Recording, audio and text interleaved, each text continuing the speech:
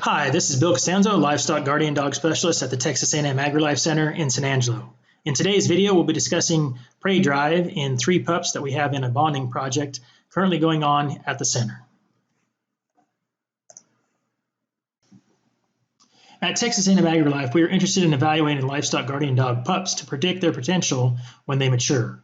Dr. Raymond Coppinger was an animal ethologist and one of the first persons to raise and do research on livestock guardian dogs in the U.S. He hypothesized that different modal action patterns of predation have, through genetic selection, been either enhanced or diminished in different breeds of dogs.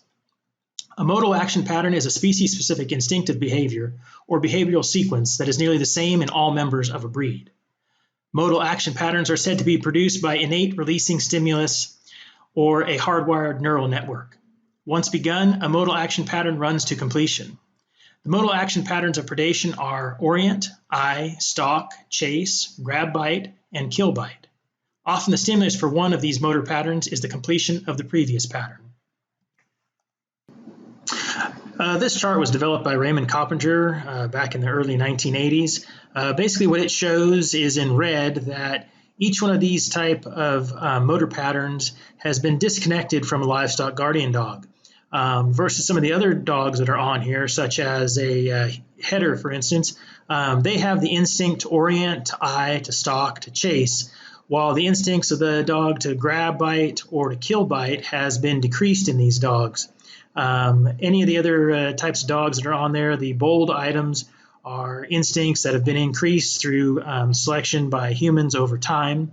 And so the livestock guardian dog should not have any of these instincts still. Which makes them an excellent type of dog to guard and protect livestock. Dr. Coppinger reported that livestock guardian dogs exhibit predatory motor patterns at very low frequencies in some individuals and others not at all, and that no one pattern necessarily triggered another.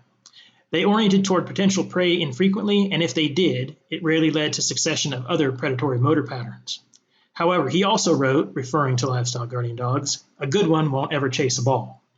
We wanted to test this theory to see if our livestock guardian dog pups would indeed chase a ball. The first pup up is Willy. In this portion of the video, you'll see that he is actually chasing the ball and playing with it frequently.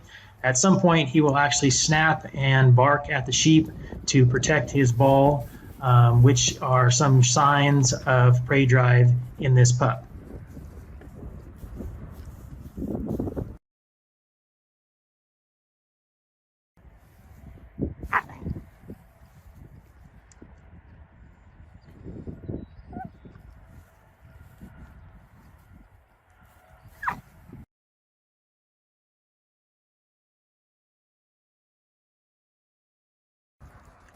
The next pup up is Willy.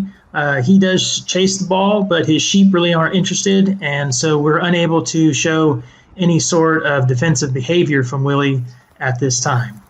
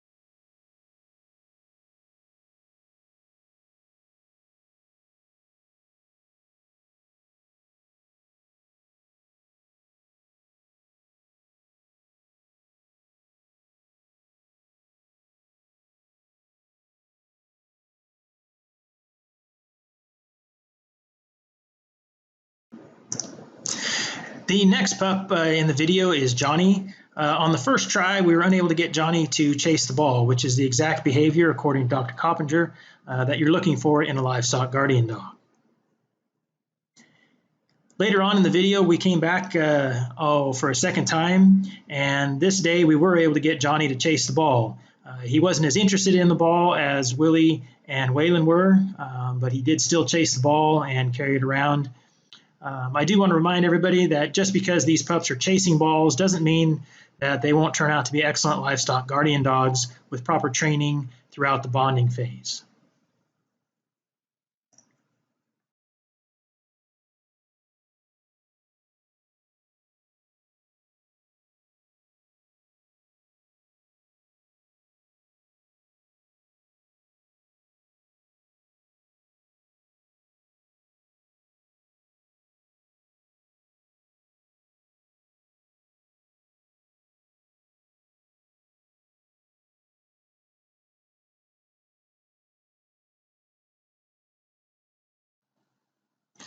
So here you'll see Johnny chase the ball, but as you notice when the video gets closer to him, after he runs off, he lays down and he isn't actually playing with the ball in his mouth.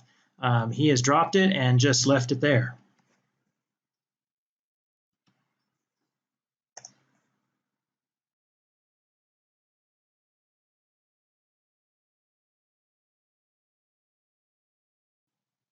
As Dr. Walker continues to work with Johnny, you'll notice that he does chase the ball, but each time after he grabs it, he lays down and then just leaves the ball. He doesn't play with the ball as Willy and Waylon did.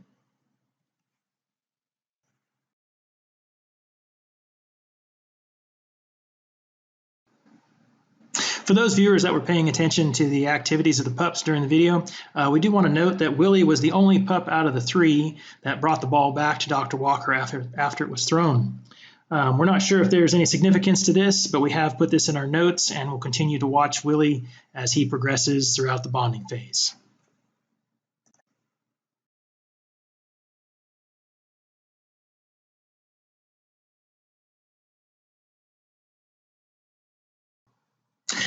We do want to stress that this is just a pilot study with these three pups, and 3 dogs are not enough animals to generate the results that we could confidently stand behind to test the ball chasing strategy. We would also like to stress that these indicators do not guarantee that a livestock guardian dog will or will not work, but it may improve the likelihood of them working or require less behavior modification efforts to get them to be effective livestock guardian dogs if they do not chase a ball. We will continue testing these livestock guardian dog pups to see if Coppinger's theories are true and if it makes a difference in the effectiveness of the dogs when they're adults.